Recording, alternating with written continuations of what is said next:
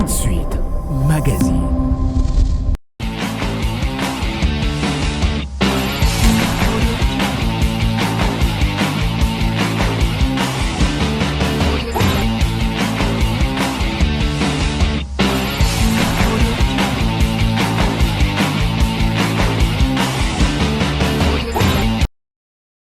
Sans les enseignantes et les enseignants, l'éducation ne remplirait pas le rôle qui lui est assigné.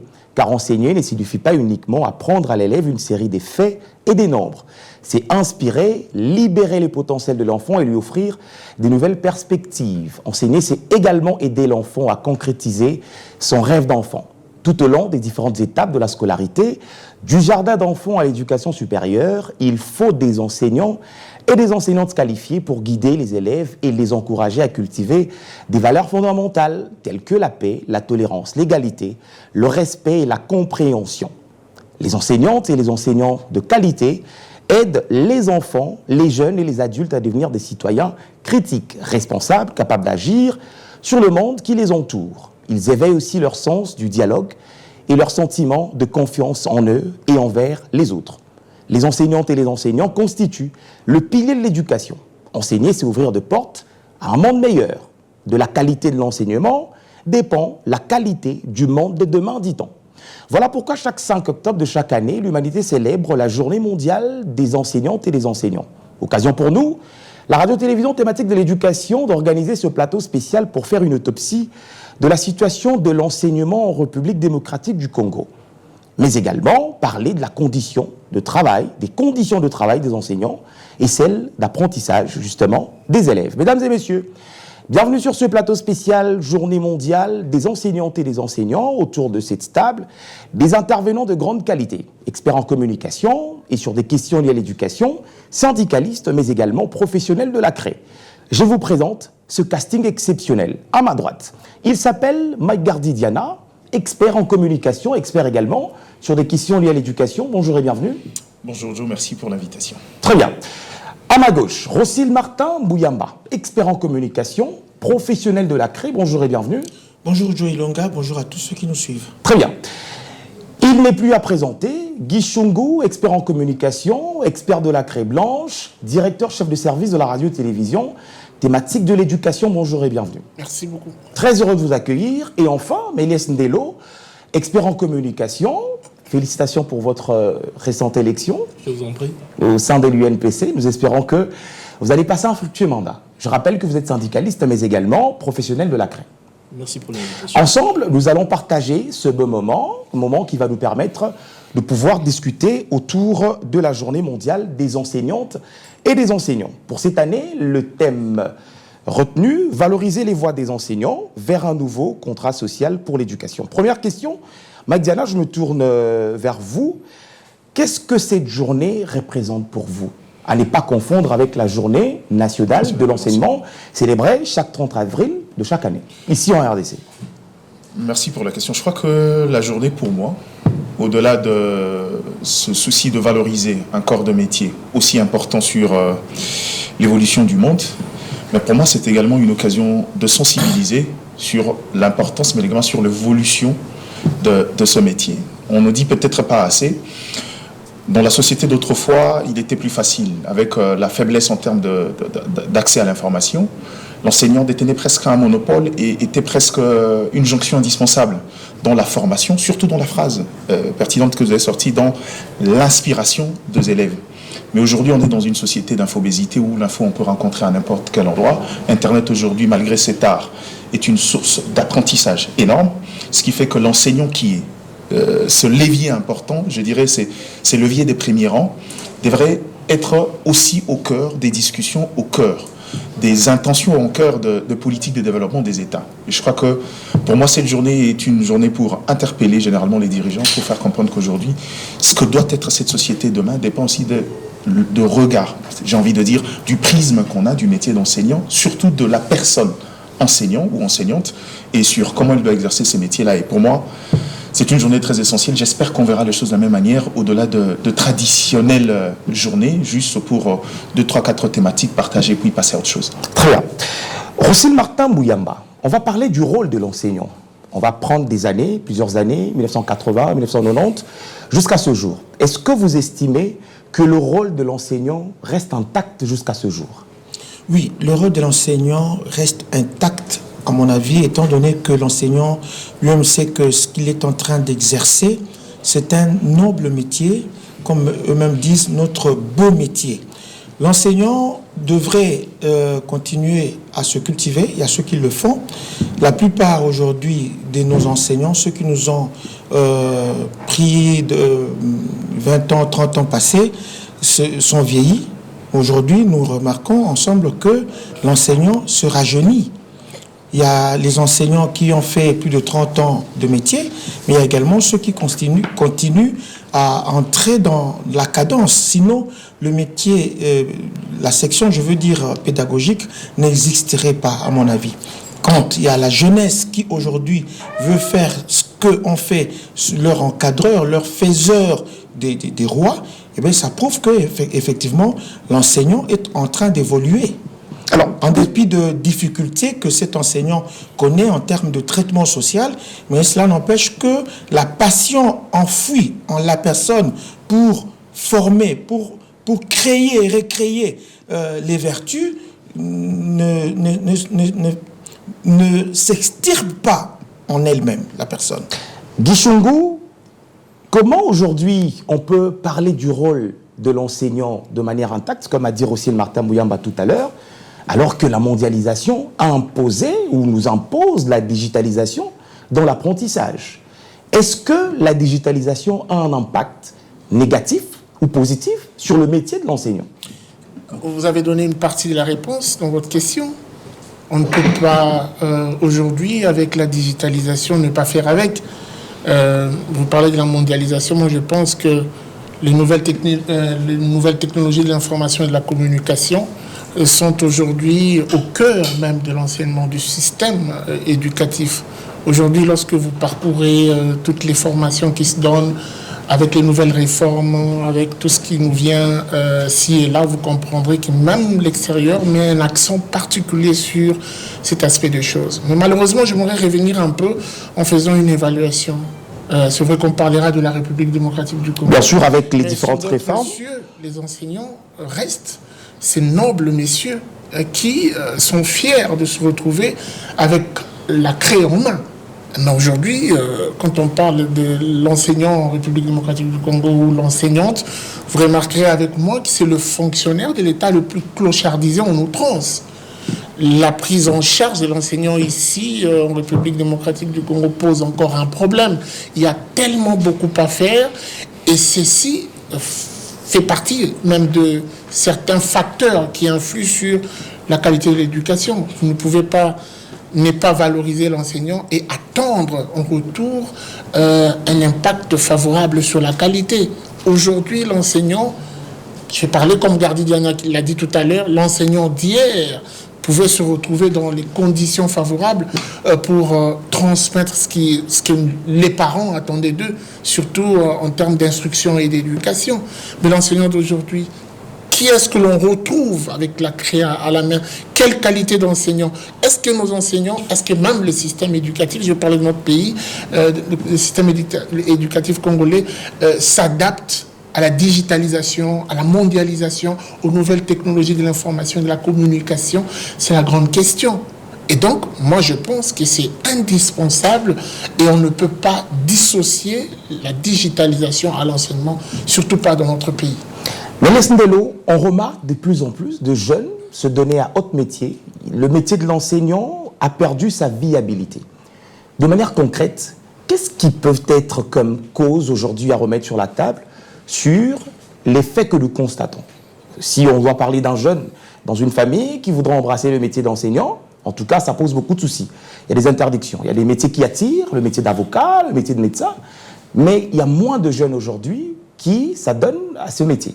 Qu'est-ce qui peut être la cause principale aujourd'hui de ce manque de vocation auprès des jeunes sur le métier de l'enseignant? La réponse est tellement claire, c'est la non-valorisation de ces métiers enseignants. On viendra avec moi que depuis le plan intérimaire de l'éducation, passé par la stratégie sectorielle de l'éducation 2007-2025, la loi cadre de l'enseignement national, Aujourd'hui même, dans la loi de 96/013, l'enseignant, c'est le levier même de la qualité de l'enseignement. Depuis l'enseignement spécial, l'enseignement des bases, l'enseignement formel, même de l'enseignement informel, il est dit clairement, et nous devons lire le texte. Lisez l'article 90 de la loi de 96/013, on parle de la formation continue des enseignants. La cause principale, c'est la non-prise en compte des textes qui, effectivement, donnent assez de droits à la personne enseignante. Comment les gens peuvent, surtout la jeunesse, vous parlez ici de la jeunesse, comment la jeunesse peut effectivement être motivée à embrasser la carrière enseignante, pendant que ceux qui sont déjà dans la carrière ne sont pas pris en compte, même pas comment on peut dire, bien pris en charge. Il y a beaucoup de questions ici, parce que lorsque vous relevez cette question, je pense déjà, à la prise en charge de l'enseignant en termes de soins de santé. Nous avons des soucis avec la mutuelle ici, vous le savez bien. Nous avons encore la question de la rémunération des enseignants. La thématique que nous interpellons, on parle de la valorisation de voix des enseignants. Ça veut dire ce que les enseignants réclament. Vous êtes porteur de cette voix, vous êtes syndicaliste. C'est une très bonne thématique à mon humble avis. Les enseignants ont besoin d'une rémunération qui effectivement reflète ce qu'ils font comme travail. Je vous dis, parcourez les provinces, vous allez voir des enseignants qui font des kilomètres pour aller enseigner. C'est une grande responsabilité. Et à la fin du mois, ils se retrouvent avec combien en main? Je ne peux pas dévoiler le salaire des enseignants ici, mais vous le savez bien, c'est un salaire que je ne peux pas dire modique, mais ça ne le convient pas. Vous voyez. Donc, il est maintenant à charge des autorités politico-administratives de prendre des décisions, et à mon humble avis, qui seront à grande impact et d'envergure, d'ailleurs, pour améliorer les conditions et de travail et de vie de l'enseignant. Parce que lorsqu'on parle de l'enseignant ici, c'est un père de famille, c'est une mère qui gère une famille, et ils ont droit à une très bonne rémunération. Magardy Diana, qu'est-ce qu'on peut faire aujourd'hui en République démocratique du Congo de manière concrète pour améliorer les conditions de travail des enseignants, mais également les conditions socio-professionnelles? Je vais vous donner un point de vue économique avant d'entrer dans les considérations d'ordre pédagogique. La réalité de l'éducation RDC est symptomatique à notre société. Autant que nous, ici, on discute sur la question des enseignants, arrivez, vous verrez, pendant que l'on parle, les médecins sont dans la rue en train de gréver de part et d'autre. C'est une question très symptomatique parce que, vous savez, le texte existe pour pouvoir donner une marge de progression dans ce secteur. Mais le problème, c'est dans l'organisation. Je vous pose une question. Connaissez-vous un État qui donne un budget assez marginal sur les questions d'éducation? Je ne connais pas. Même la Tanzanie qui est à côté ici, le budget de l'éducation dépasse le 17%. Ils sont à presque 29%. Vous comprenez? Ça, c'est la grande réalité. C'est-à-dire, on peut disposer des intentions, de la volonté et autres, mais dès lors qu'on a des ressources limitées, c'est compliqué. Je vous donne un exemple. Quand vous avez un État continent comme la RDC, avec un nombre important d'enseignants parce qu'il le faut, généralement, j'ai vu des gens remettre en question, est-ce qu'on est obligé d'avoir autant d'enseignants? Bien évidemment que oui. Le Congo est un continent. Le Congo en a besoin autant parce que la formation est une question essentielle et existentielle pour notre État. Je pense ici que la première des orientations, c'est commençons par faire de l'éducation une question prioritaire. Et ça n'arrivera que de lors on saura se mettre dans les perspectives de développement. Quand on est un État qui ne sait même pas imaginer ou encore visualiser ce qu'un État devrait être en 5 ans, c'est compliqué. C'est vrai, on aime parler. Moi, j'ai eu la chance de voir de très près parler de la stratégie sectorielle, mais quand tu regardes la stratégie sectorielle, tu te rends compte que c'est une forme de pression que les autres partenaires qui viennent nous aider, qui nous poussent vers l'excellence.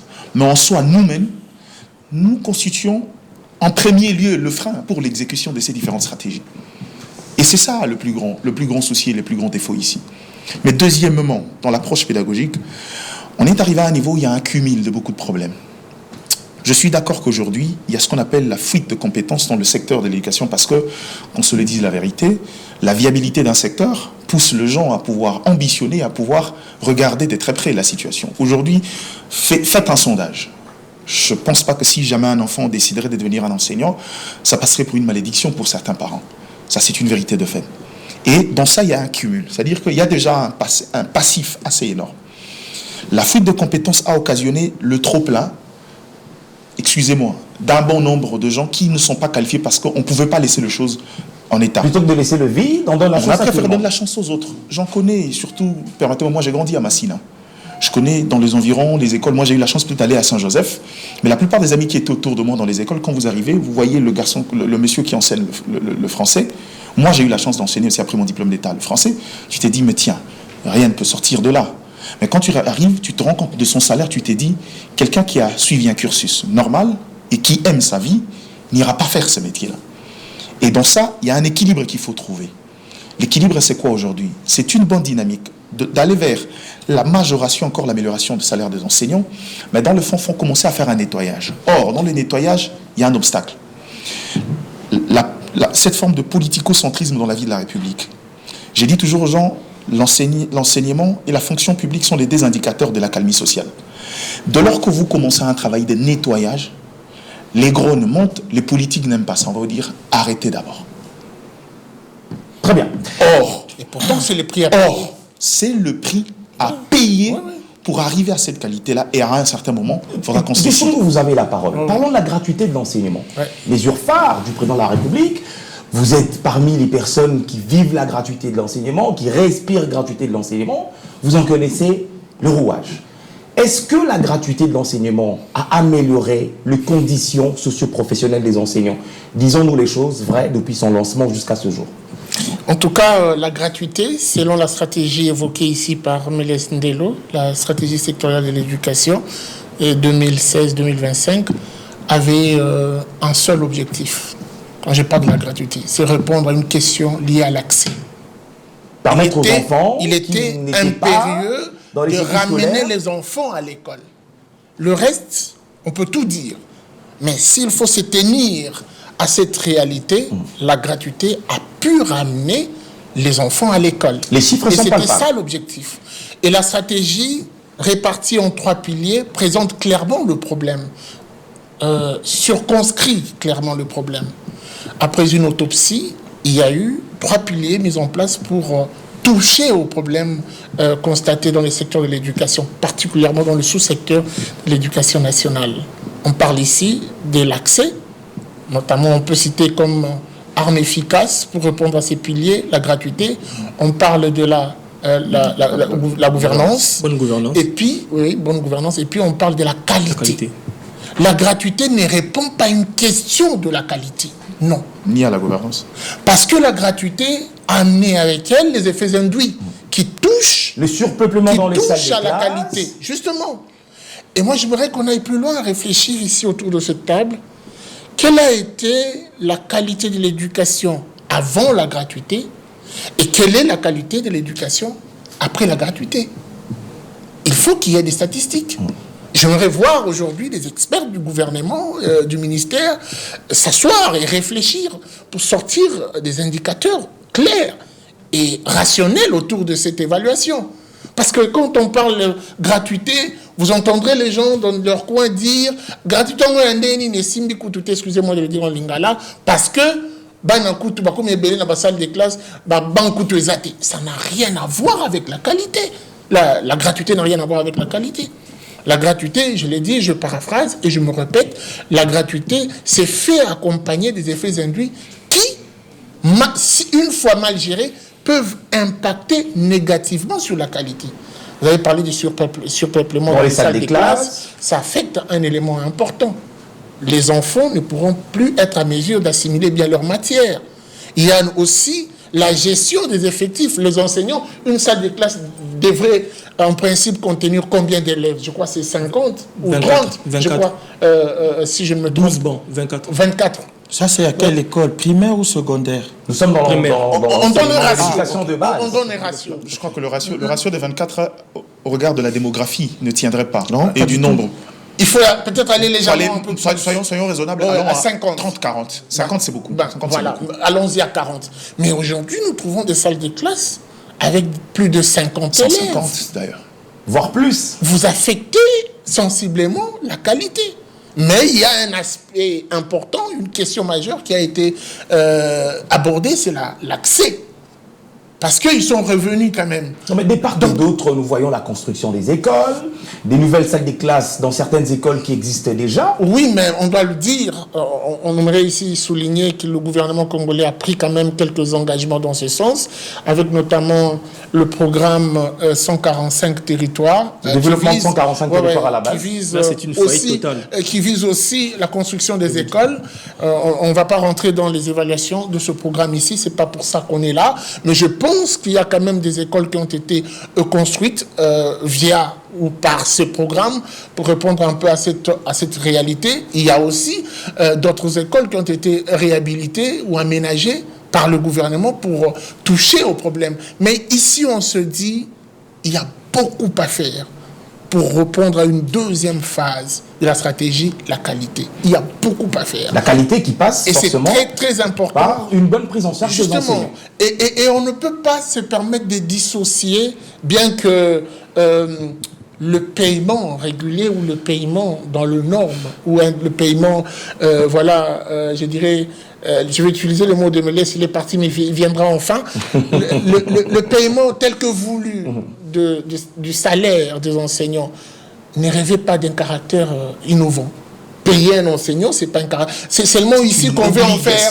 On veut en faire je sais pas moi, une innovation. On veut en parler comme si on avait touché à la barbe de Dieu. Non. Payer l'enseignant, on ne peut pas payer les enseignants tambour battant. C'est tout ce qu'il y a de normal. C'est tout ce qu'il y a de normal. C'est pas un cadeau. Et en plus de ça, puisque vous parlez de ces liens qu'il faut faire, moi j'aimerais rectifier une chose. On ne peut pas, je le dis parce qu'il y a un syndicaliste autour de cette table, et je pense que c'est aussi sa façon de voir les choses, mais moi je m'en vais en faux. On ne peut pas se permettre d'évaluer l'efficacité du ministère de l'Éducation nationale, pour parler de celui-ci, par la régularité de la paye des enseignants. C'est pas un indicateur. Parce que justement, la paye s'est fait de manière transversale. En fait, les grandes décisions font intervenir le ministère du Budget, le ministère des Finances, et peut-être la préparation de la paie avec la... Ce n'est pas une exclusivité au ministère de l'Éducation nationale. Vous n'allez pas dire à un ministre, puisqu'on n'a pas payé à temps, alors les enseignants, vous allez dire que ce ministre ou ce ministère n'est pas compétent. Non. Ronsen Martin Bouyamba, je reviens vers vous. Le ministère de l'Éducation nationale et l'administration de la nouvelle citoyenneté a beaucoup de partenaires. La Banque mondiale, il y a autant de projets autour de ce ministère. Est-ce que tout ce projet profite réellement à l'enseignant congolais? J'ai l'impression que ce projet verse beaucoup plus côté politique. L'enseignant, certes, ne se retrouve pas. L'on se demande, tous ces partenaires, les systèmes, les partenaires de... Avec autant de projets... C'est pourquoi, au juste, les projets finissent, d'autres projets commencent, après une bonne dizaine d'années ou 5 ans après, un autre projet...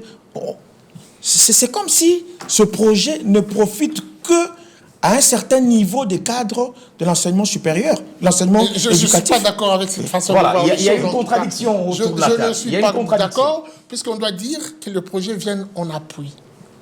Est-ce que ça profite oui, on doit le dire, puisque déjà, c'est le gouvernement congolais qui a d'abord élaboré la stratégie, et les bailleurs, on les appelle les bailleurs de fonds, les partenaires techniques et financiers viennent appuyer la politique mise en place par le gouvernement. Donc ils nous imposent pas c'est notre gouvernement qui doit revoir la façon d'affecter ce qui leur vient de l'extérieur. Je le dis pourquoi.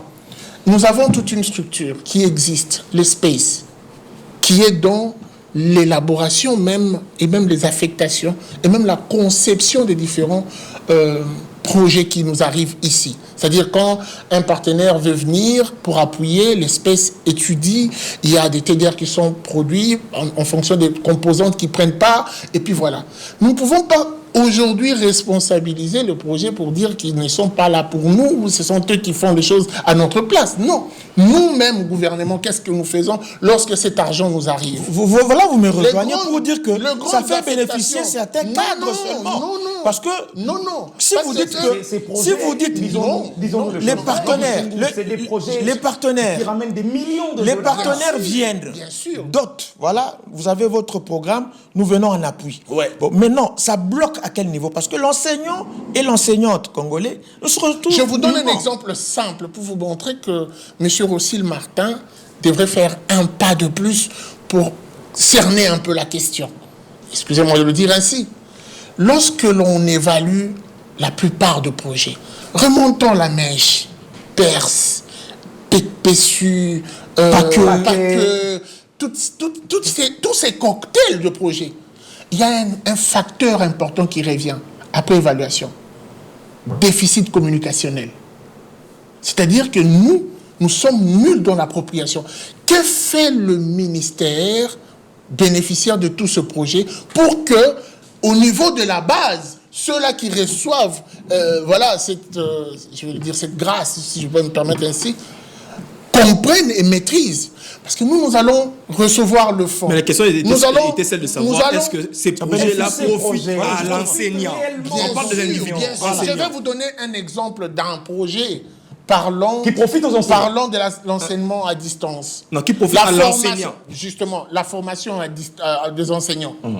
La formation de formateurs. Quel projet? Ça profite à l'enseignant. On l'a vu avec le Perse, on a formé les enseignants. À quelle hauteur? On l'a vu avec du Fort BG qui a reçu... Là, c'est une direction, oui. Oui, qui a reçu le fonds du projet. Parce que là, pour attribution à la formation des enseignants. Le projet passe par les différentes composantes. C'est ça, en fait. Le projet de ce fonds. Ben oui, directement. Mais quand ça forme un enseignant, pour que la qualité. Quand ça forme un enseignant, ça forme un enseignant pour que la qualité soit revue à la hausse. Mais est-ce que le traitement. Il ne faudrait pas dire les choses comme dans un débat dans la rue ou à l'étude du jour. Moi, je vais vous donner des précisions claires. Il y a une valeur ajoutée directe ou indirect. Il peut peut-être Margarigana a une autre compréhension. On lui donne en 30 secondes. Pas en 30 secondes, on va y aller simple. Ces projets doivent profiter aux enseignants. Commençons par comprendre de quelle manière? Commençons par comprendre la nature de projet. Je vous ai dit ici que la réalité de l'EPST est un problème symptomatique à la société et à l'organisation de l'État. Le projet avec les partenaires techniques et financiers, ça veut dire que l'État définit sa feuille de route. En fonction de ce que vous avez défini comme priorité ou question, le partenaire vient et dit, écoute, moi je vous prends telle rubrique et je finance à telle hauteur. Et vous faites le reste. Deuxièmement, les financements de projets ne sont pas de fonds destinés à intégrer ce qu'on appelle la balance de paiement. C'est-à-dire que ce n'est pas de l'argent qu'on met dans le compte, répertorié dans le sens budgétaire, pour faciliter au gouvernement de décider comment l'orienter. Parce qu'à la fin, il y a des évaluations et par redevabilité, ce sont les mêmes entités qui déboursent ces fonds qui doivent justifier de manière technique. En fait, tout dépend de qu'est-ce qu'on appelle faire profiter aux enseignants. Et le bénéfice, est-ce que quand on parle de faire profiter, c'est quoi le bénéfice? Il faudra qu'on mette un peu d'argent dans le poche des enseignants. Je ne pense pas, c'est pas ça l'objectif. On peut construire des centres hospitaliers pour les enseignants, par exemple. Allons-y doucement. Il ne suffit pas seulement de construire des écoles. Ce que vous dites est une question déjà prise en charge par la création de la MSP. C'est-à-dire que c'est une dynamique. Mais avec quel fonds? Laissez-moi vous relever les faiblesses. En fond de la chose. Le problème, avec le paquet, nous avons vu la création des crédits. Regardez là où il y a la responsabilité. C'est pour l'enseignant. Regardez, là où il y a la responsabilité du gouvernement, c'est quoi? Il faudra qu'à un certain moment, qu'on laisse un peu cette forme de léthargie où le partenaire choisisse les axes d'intervention. C'est-à-dire vous devez l'obliger. Non, pas obligé. Il amène son argent. C'est à nous de pouvoir redéfinir les priorités. Par exemple, interdire. On ne peut pas passer. Je vous donne un exemple. Je vais vous donner un projet simple. Le projet de la création de centres de formation pour enseignants. Qu'on est allé mettre, on a posé la première pierre au Congo central. Jusqu'à aujourd'hui, rien n'est fait. Pourquoi? À la base, si vous demandez au gouvernement, en termes de besoins pour la création de ce centre, ce n'est pas une bonne localisation. Lors de l'élaboration des différents projets, nous estimons que vous avez une parole. Vous avez un droit de parole. Vous portez la voix des enseignants. Comment ça se passe à votre niveau pour revendiquer, par exemple, quand un projet arrive au sein du ministère, comment vous faites pour faire porter la voix des enseignants, pour orienter le besoin? Parce que vous êtes avec les enseignants, vous connaissez les vrais besoins des enseignants. Comment ça se passe? Dans la triangle du projet, on parle d'abord, avant l'exécution de tout projet, la gestion des projets, il y a d'abord l'analyse des parties prenantes. On prend le cas de la décision politique de la gratuité de l'enseignement. À mon humble avis, c'est une décision précoce. Parce que dans tout projet, il y a une phase expérimentale. Mais il y en a eu, Non, la s'il vous phase plaît, expérimentale, il y en a eu. Raison pour laquelle... Pendant plus de 5 ans, il y a eu une phase expérimentale. S'il vous plaît, raison pour laquelle, lorsqu'on parle aujourd'hui de l'accès, oui, donc, en termes techniques, on parle de l'éducation pour tous. Vous voyez, c'est bon. Mais ça va maintenant en contradiction avec la qualité. Ça devient une décision versatile à mon humble avis. Il y a accès, oui, mais il y a un problème maintenant au niveau de la qualité. Et aussi de la bonne gournance. C'est tout à fait normal que les choses... Ce n'est pas normal, ce sont des effets négatifs de cette mesure que moi j'appelle une mesure précoce. Cette mesure politique de lancer directement la gratuité sur les 26 provinces, à mon humble avis. Selon vous, il fallait procéder de quelle manière? On devrait continuer avec cette phase expérimentale. Qui n'a jamais existé, mais continuer avec une phase qui n'a jamais existé selon vous. Non, s'il vous plaît. Même si vous êtes dans une aporie. Non. Je vous dis ceci, que à l'époque, c'est l'ancien régime, il y avait déjà la gratuité. Parce que beaucoup de gens pensent que la gratuité est venue avec l'actuel régime. La gratuité existait déjà. Dans l'arrière-pays, il y en avait déjà. Alors, je ne vais pas entrer dans ces débats-là. Deuxièmement, on parle aujourd'hui des partenaires. C'est quoi l'intérêt de l'enseignant? Mais il y a une séance de cathédrale là-bas au FPF. Lisez le décret numéro 21/06 du 24 novembre 2021. C'est quoi le rôle du FPF? Le FPF est là pour assurer la pérennisation de la gratuité. Le FPF, anciennement appelé FPN. Aujourd'hui au FPF, si vous voulez évaluer le FPF par rapport à son apport pour la pérennisation de la gratuité, je vous dis que c'est nul. C'est zéro aujourd'hui. Et si on me dit le contraire, on me prend le contraire. Parce qu'en droit, l'argumentaire, c'est ça les tangibles. On argumente sur base de tangible. Le FPF avait pour rôle, par rapport à la lumière du décret 21/06 que je vais d'évoquer tantôt, d'appuyer d'abord la question de la construction et de la réhabilitation des écoles. Ça, c'est dans les décrets.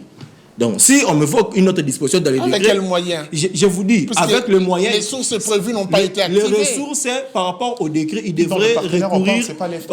S'il vous plaît, c'est un fonds, s'il vous plaît, c'est un partenaire. Oui. Ce n'est pas une direction de l'EPST. Pour votre information, vous ne savez pas. On le sait. C'est un partenaire, s'il vous plaît. J'ai monté la télé. Qui s'appuie qu'il faut jeter les poches. Laissez-le. Le FPF devrait recourir, on appelle ça les ressources innovantes. Donc, au niveau du fonds minier, au niveau de l'INPP. Alors, avec tous ces fonds-là, il doit avoir la responsabilité d'appuyer. Raison pour laquelle, avec l'ancien DG qui était là, on parlait d'une campagne Pas une école sans banc. Et aujourd'hui, on n'en parle plus, c'est fini. Et par moment, on voit le FPF derrière la Fondation Denise pour lancer une école, deux écoles, tout ça. Mais ce n'était pas son rôle. L'enseignant, dans la plupart de ces projets, n'a rien à gagner dans ça. Un détail important. Une minute. Moi, j'aimerais qu'on commence d'abord par définir l'intérêt de l'enseignant. C'est quoi?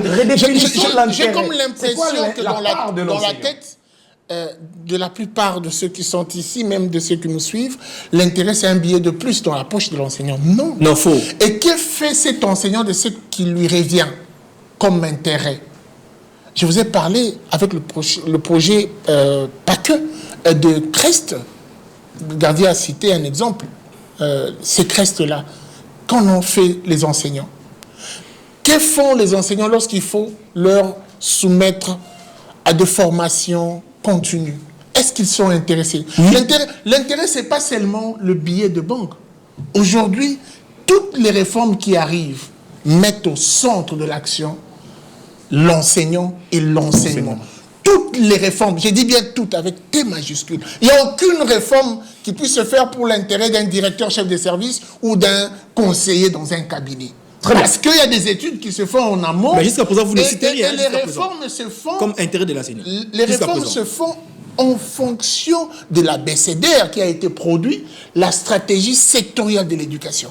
Lorsqu'on parle de l'accès, c'est l'élève qui a un intérêt. Lorsqu'on parle de la gouvernance, on gouverne par rapport aux enseignants. Lorsqu'on parle de la qualité, on parle de la qualité, cette qualité touche à l'enseignant ou ramène à l'enseignant. Parce que vous voulez un dessin, des avantages. Vous voulez un portrait. On va se calmer. Ce sont des avantages, justement.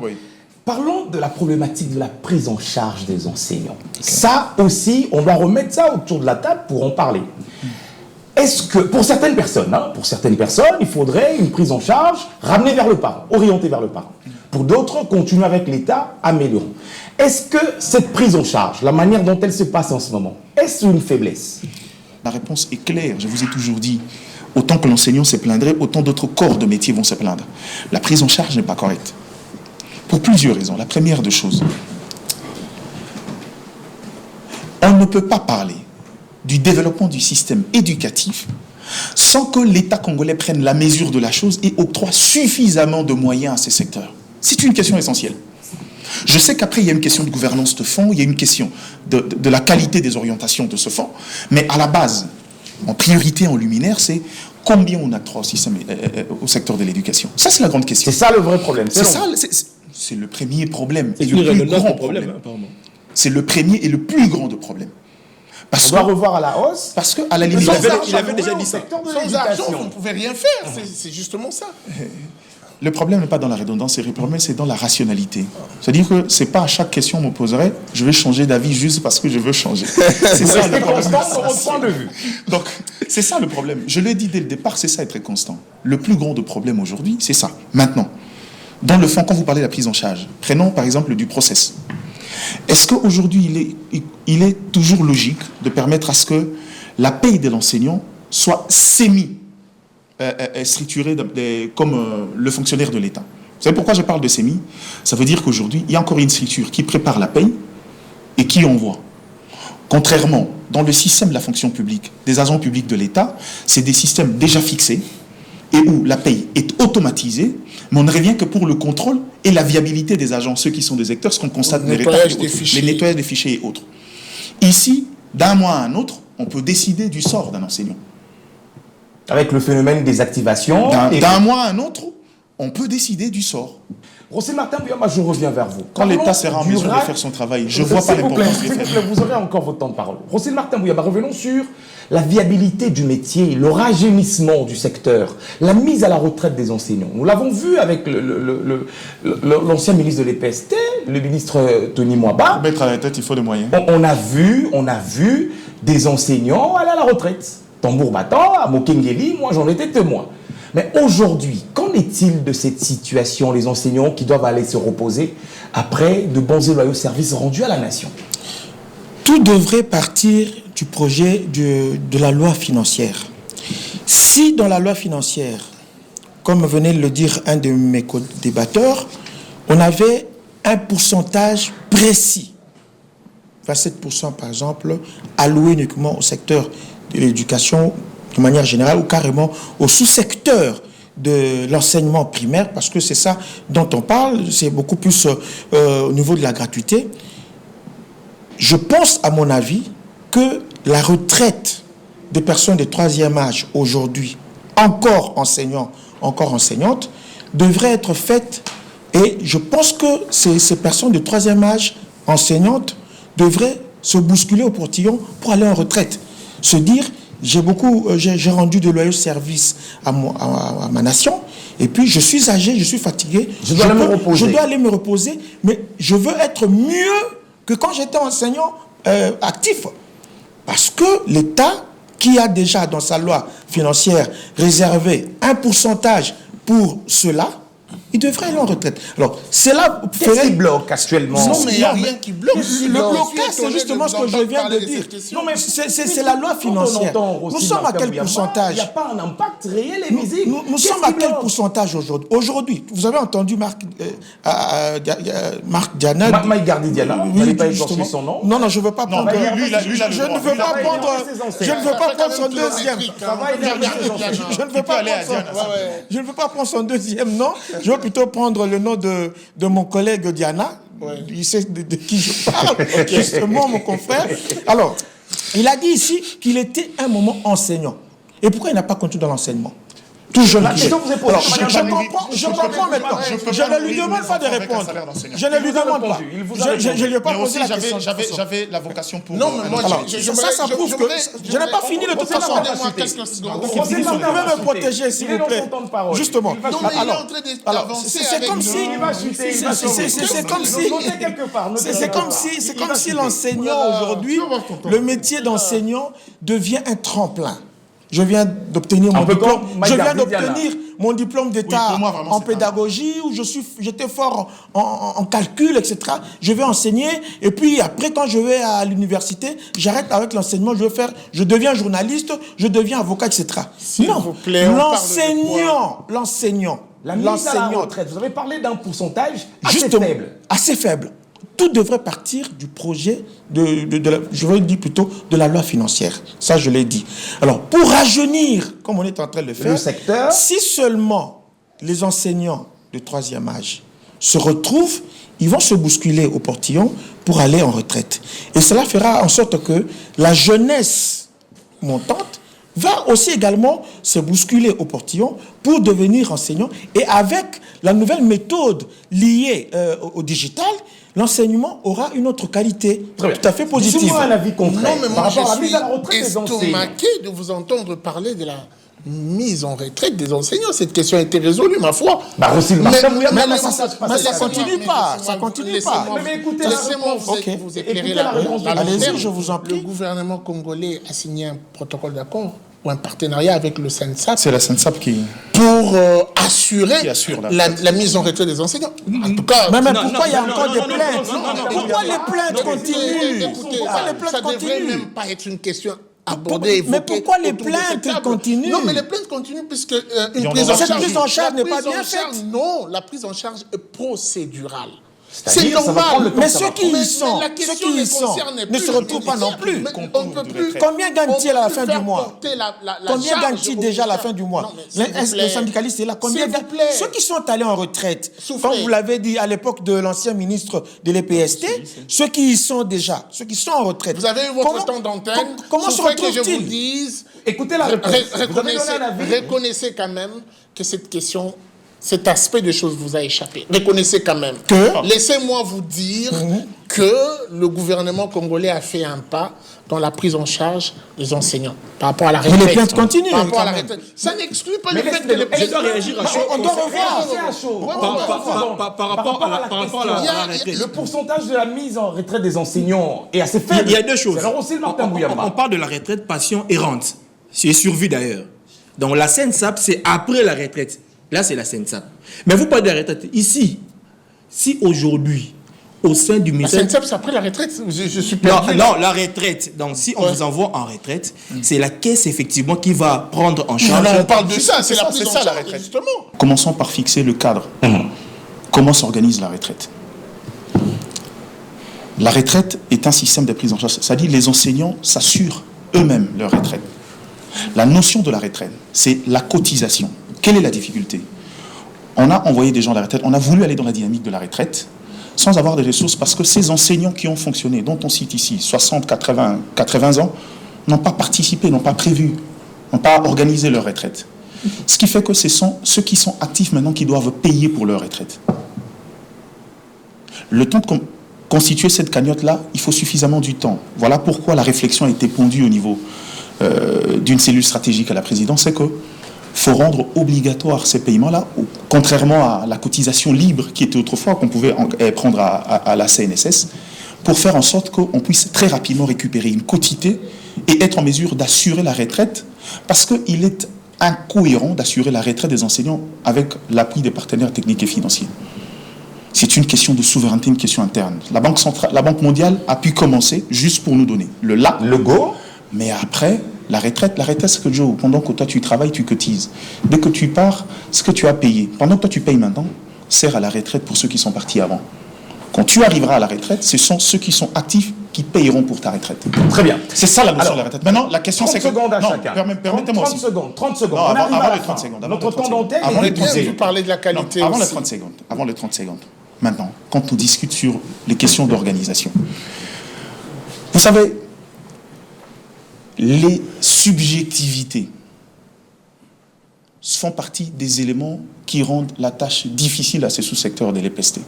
De manière claire, ou en d'autres termes, vous direz? Des orientations, des considérations parfois d'ordre personnel, qui ne tiennent compte ni du texte, et on écorche les lois et le texte juste parce qu'on veut faire du militantisme. Ça, c'est le plus grand défaut de l'EPST. Parce que la tête de Rossel Martin Bouyamba ne vous plaît pas? Vous pensez quelqu'un comme moi, je vais aller arriver discuter des individus. Je parle des idées, moi, pas des hommes. Très bien. 30 secondes, tour de table, 30 secondes. ouais. Roselyne Martin-Mouyamba, qu'est-ce qu'on doit retenir en gros de la célébration de la journée mondiale des enseignantes et des enseignants en 30 secondes vous concernant? Il y a une volonté politique pour que l'enseignant et l'enseignante puissent être socialement pris en charge. Cependant, cette volonté politique n'a pas encore de... Je veux dire, c'est comme si c'était un rêve. Noto, on n'a pas aidé. Qui n'a pas aidé qui? Ils le savent. Ce n'est pas à moi, ce n'est pas ici le lieu de donner cette réponse.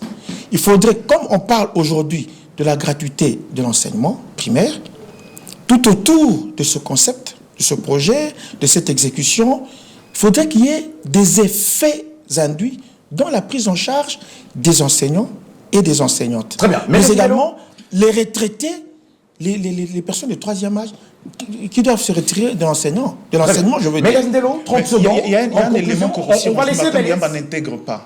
On va entendre Il parole parle de dans ne votre pas 30 secondes. ressentir, mais malgré la cartographie, comment pensez-vous qu'on peut prendre en charge un bon nombre d'enseignants aujourd'hui qui sont censés aller à la retraite, un passif aussi important, mais alors que vous voulez évaluer le degré en l'espace de 2-3 ans? C'est pas raisonnable. C'est-à-dire qu'il y a un pas qui est fait. Aujourd'hui, la CNSA prend progressivement, mais il va faible. vous répondre dans le couloir. Vous connaissez Mélès le Ndelo, faible Notre crainte est que ceux qui sont pris en charge par la CNSAP, c'est encore des grincements des dents. Très bien. C'est ça la on aura difficulté. toujours, parce que l'engrenage Le débat est va encore continuer à dans son le départ. couloir. Mélès Ndelo, Voilà pourquoi 30 les choses secondes. se bloquent à ce Bon, niveau-là. c'est bloqué pas, les choses Qu'est-ce qu'on fonctionnent. doit retenir de la célébration mondiale de la journée mondiale des enseignantes et des enseignants? Ce thème, à mon humble avis, doit nous interpeller. Voilà pourquoi je profite d'ailleurs de cette émission pour demander à Madame la ministre d'État de revoir. À quel niveau? De revoir un peu la question des animateurs de son secteur. Vous voyez, il doit prendre un arrêté et c'est un peu de faire bouger les choses parce que il y a les enseignants, bien évidemment, ne sont pas d'abord valorisés par la question des rémunérations. Aller à province, pour qu'un enseignant croise le prophète, c'est tout un problème. Deuxièmement, il y a encore la question de la communication. À mon humble avis, la télévision Éduc TV est là pour vulgariser les différentes réformes. Voilà pourquoi elle sera, à mon humble avis, et ça sera vraiment opportun d'appuyer cette télévision afin de pouvoir créer des succursales. Il y a aussi la radio. La radio et la télévision. Nous sommes devenus la RTÉDUC depuis bien longtemps. Pour que la RTÉDUC puisse avoir des extensions dans les 26 provinces. Mike Gardi-Diala, puisque vous avez la parole, votre 30 secondes. Oh, ben dans les 30 secondes, c'est un peu une patate chaude. Il y a beaucoup de choses qui fusent dans la tête. C'est l'essentiel. Nous avons tous eu 30 secondes. Nous avons tous eu 30 secondes. Les questions des enseignants, je crois que la meilleure des choses à dire maintenant, c'est qu'il faudra que l'État congolais sache que dans l'évolution, on a beaucoup de retard et que l'éducation est pour moi le levier essentiel, la jonction indispensable pour redresser l'homme congolais. Ça passera jamais sans l'éducation. Très bien. Guy Chongou, on va chuter avec vous, on va finir avec vous. Moi, 30 secondes. Je pense que je vais plutôt interpeller le politique. En tout cas, je crie haut et fort à une dépolitisation du secteur. C'est un gérant. On devrait faire de ce ministère un vice-premier ministre. Je n'ai même pas pu. S'il vous plaît. On devrait faire de ce ministère un VPM. Vice-premier ministre en charge de l'éducation nationale. Ce n'est même pas à ce C'est pas niveau-là. dépolitisé, ça. Ce n'est même pas à ce niveau-là. J'ai l'impression que l'ingérence met à genoux la réflexion et la science. L'ingérence qui? Or, l'ingérence politique. Il y a les hommes journalistes qui s'écrivent. Or, lorsque la science parle, tout le monde se tait. C'est un peu une pyramide inversée lorsqu'on parle du ministère de l'Éducation nationale. Laissons un peu la crème du secteur réfléchir. Mettons nos appétits politiciens de côté. Une chose. Deuxième chose, réfléchissons sur la qualité. Quels sont les outils mis en place par le ministère de l'Éducation nationale pour impacter positivement la qualité? Aussi les animateurs de qualité. Et là, j'aimerais pour une fois joindre Mélès Ndelo, je suis d'accord avec lui. Quels sont les instruments qu'il faut pour réussir cette qualité? Parce que la qualité, c'est pas simplement, écoutez, 1 + 1 = 2. Il faut mettre il y a en musique autant d'éléments. Voilà, plusieurs. Il faut faire de ce ministère un ministère régalien autant que les autres. lorsque les réformes nous arrivent, c'est bien beau, mais ces réformes-là, qu'est-ce qui est fait pour que, d'abord et avant tout, l'enseignant soit les bénéficiaires? Je ne dis pas qu'il n'en est pas un, j'insiste, je martèle juste, qu'est-ce qui est fait pour que l'enseignant soit bénéficiaire, mais qu'est-ce qui est également fait pour relayer la bonne communication et le bon message autour de toutes ces réformes? Mais Lesnelo l'a dit tout à l'heure, proposer des et extensions j'ai de la RT éduque un peu partout en Voilà, RDC. et j'ai fini. 5 secondes. Et j'ai fini avec un accent qui doit être mis sur la citoyenneté.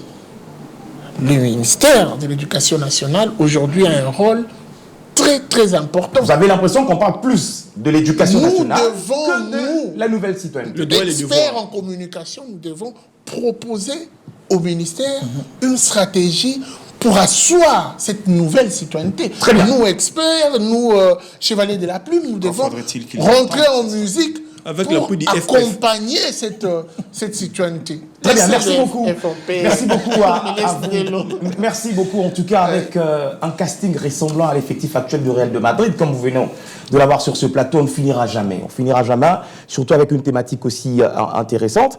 Merci Rosine Martin-Bouyamba. Je rappelle que vous êtes expert en communication. En tout cas, il y en a assez ici. Et aussi directeur des informations. Directeur des informations au sein de la radio-télévision thématique de l'éducation. Donc, merci beaucoup. Nous vous remercions. Merci. Méliès Ndelo, syndicaliste. Bonne fête aux enseignants. Bonne fête aux enseignants du monde entier, Voilà. en tout cas, qui doivent réfléchir aujourd'hui. Surtout commissaire aux autour, comptes. bien sûr, commissaire aux comptes au sein de l'Union nationale de la presse du Congo, et réélu. Merci beaucoup d'avoir Je répondu vous en à prie. notre invitation. Je rougis. Maïgardi Diana, expert en communication, expert sur des questions liées à l'éducation. Merci d'avoir Et à répondu. l'économie également. Et en économie aussi. Patron des médias. Suivez mon regard, patron d'un média. D'un Merci groupe. beaucoup. D'un groupe des médias. Voilà. Faut pas Consultant, le limiter. on allait au D'un groupe des consultant, médias, autant de qualificatifs. Merci d'avoir répondu présent à notre invitation. C'est toujours un plaisir. Guy Chungu, expert en communication, expert sur des questions liées au secteur de l'éducation générale, expert également aux questions liées à l'économie. Vous êtes directeur chef de service de la radio-télévision thématique de l'éducation. Merci. On peut s'arrêter là. Bien sûr. Merci d'avoir répondu présent à notre invitation. Allez, après ce beau plateau, vous aurez l'occasion de suivre un documentaire sur un enseignant. Il s'appelle Monsieur Joseph Moutela Kaka. Il a débuté l'enseignement primaire depuis 1900. Il a commencé aux années 1948. 48.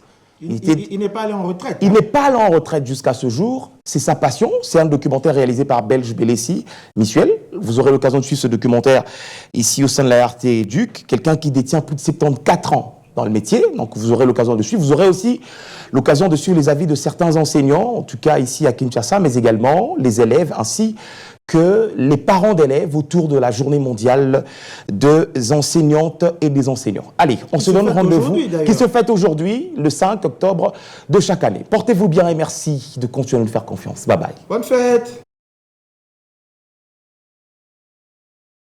Allez, là. Ayez double. Biko bilevan. Ayez liaga double. Biko bilevan.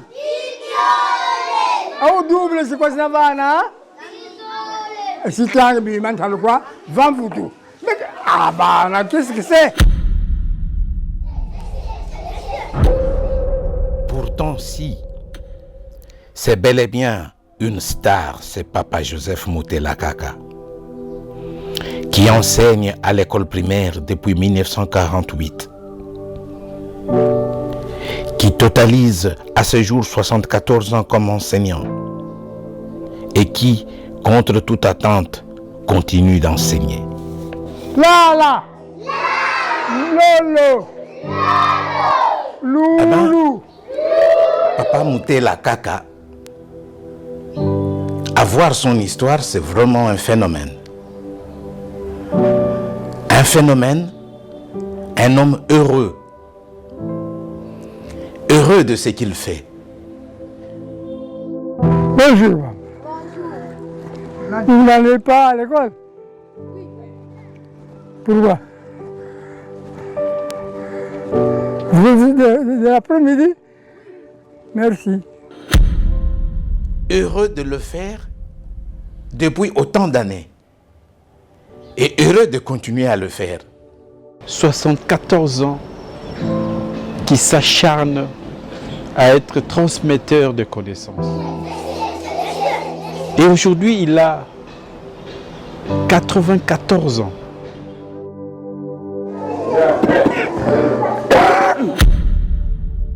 Là, je te retrouve au tableau noir devant tes jeunes écoliers.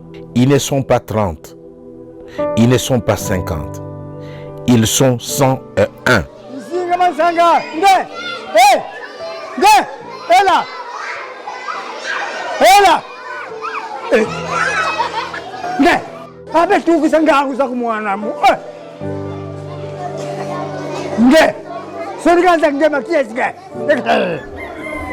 C'est souffrant. C'est souffrant.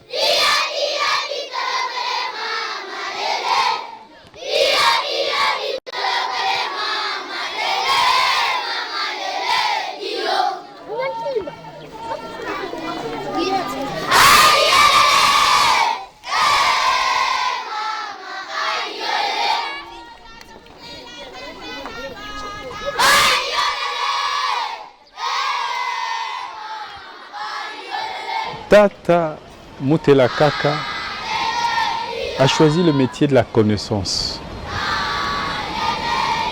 La connaissance, c'est la sève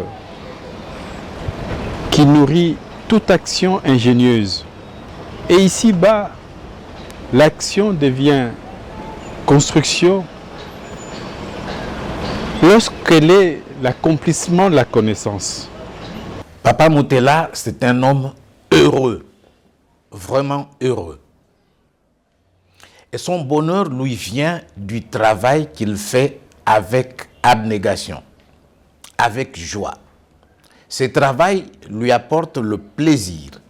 Et ce plaisir, c'est ça son bonheur. L'enseignant, c'est comme un militaire qui est au front, n'est-ce pas? Lui, il est au front contre l'ignorance. Et surtout les enseignants de ce cycle-là, de première année primaire, c'est eux qui ont la lourde tâche, n'est-ce pas, de nous apprendre l'alphabet qui constitue la base de toutes les connaissances que nous allons avoir dans le futur. Bon, ça sera une meilleure journée pour nous parce que nous sommes quand même mis sur l'échelle mondiale. Donc, ça sera bénéfique pour nous. Nous sommes vraiment très contents. Ça sera une journée de fête pour nous enseignants. Bon, les conditions de l'enseignant en particulier, ce sont des conditions qui sont un peu coincées. Ce sont des conditions qui sont un peu coincées par rapport à la vie sociale et tout ce que l'enseignant est en train de traverser. Donc les conditions ne sont pas vraiment du tout bonnes. Quels sont vos espoirs par rapport à l'avenir?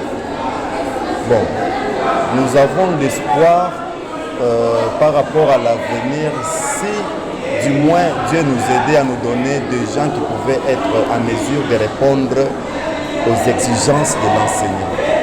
Vous voyez, et comme le monde tourne encore, nous sommes encore en vie, nous avons de l'espoir qu'un jour ça va changer. Ça va un peu mieux qu'avant. Mais nous attendons un peu, nous avons promis. On attend pour voir ce que ça va faire cette année-ci. S'ils vont réaliser notre promesse. Ils nous ont promis. On attend. La numération, la joute, ce qu'ils nous ont promis. C'est insuffisant.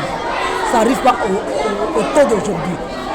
Les dollars, vous voyez notre pays, très souvent, les dollars ce n'est pas notre monnaie. Mais tous les achats au marché, on les conditionne avec les monnaies, le taux du jour. Vous voyez, comme maintenant quand je calcule mon salaire, je peux dire j'ai ça 50 $. J'ai ça 30 $. Qu'est-ce que je vais faire avec ces 30 $? Payer les transports pour venir ici. Le concept pour les prochaines années, qu'on nous rémunère très bien, donc qu'il y ait un montant un peu suffisant. Surtout pour les transports et venir ici pour que ce soit quand même bien. Car un enseignant doit bien manger. Si tu ne manges pas, nous crions du matin, tu ne manges pas bien. Tu peux attraper beaucoup de maladies, des tuberculoses, beaucoup de maladies. La condition de vie est très difficile. Les conditions de l'enseignement est bien, nous sommes en tout cas vraiment, nous améliorons notre condition d'enseignement. On a chaque fois quoi. Je peux parler pour moi, j'ai eu beaucoup de formations. Oui. J'ai même amélioré, parfois nous partons à l'école belge, pas pour le moment. Dans les années écoulées, je partais même faire des formations pour enfin, je peux dire, augmenter les niveaux. Vous voyez, pour l'enseignement, en tout cas, ça va. Quels sont vos espoirs pour le secteur? Hé, les enfants! Mon espoir, je veux qu'on ait un peu, ce que je veux dire, une formation. Vous voyez, moi je suis doyen, mais nos jeunes là qui viennent, il faut qu'il y ait une formation, peut-être une formation continue. Une formation continue pour que ça augmente quoi? La valeur de l'enseignement. Je suis enseignant depuis plus de 3-4 ans. En termes de conditions de l'enseignement en République démocratique du Congo, je parlerai, c'est assez bon. Donc, les conditions sont vraiment assez bonnes, c'est vraiment mauvaises. Pourquoi je dis mauvaise? Parce que de temps à autre, on n'a que des promesses qui ne sont pas réalisées. On n'a que des promesses qui ne sont pas réalisées et c'est ce qui fait en sorte que nos conditions soient vraiment assez bonnes. C'est très mauvais d'ailleurs. Le fait que déjà les conditions pour les enseignants c'est médiocre, assez bon, et également ça fait en sorte que même les conditions pour l'enseignement soient débardées. Pourquoi? Parce que c'est l'enseignant qui doit disperser les cours, c'est l'enseignant qui fera en sorte que l'enseignement soit équilibré. Et si l'enseignant n'est pas bien équipé, si l'enseignant n'est pas au point par rapport, surtout parlons de nos conditions, parlons de nos cours. On nous avait promis plusieurs types de promesses et jusqu'à présent ces promesses ne sont pas réalisées. Donc pour améliorer nos conditions, j'ai toujours dit qu'il faut que le gouvernement s'occupe des enseignants, réalise ces promesses. Comprenez? Donc si le gouvernement arrive à réaliser ces promesses, même le niveau de l'éducation va changer, même l'enseignement aura de qualité. Mais comme nos conditions ne sont pas encore bien répondues, donc l'enseignement est en train de se débarquer dans ce chemin, je ne sais même pas comment l'expliquer. En termes d'espoir, je ne sais même pas comment l'espérer parce que c'est depuis des années que nous espérons. Ce qui fait en sorte qu'on puisse perdre le nom de l'espoir, c'est parce que le gouvernement n'a pas de la volonté. Si le gouvernement manifeste de la volonté, il nous donnera également de l'espoir pour pouvoir propulser ce que nous avons choisi.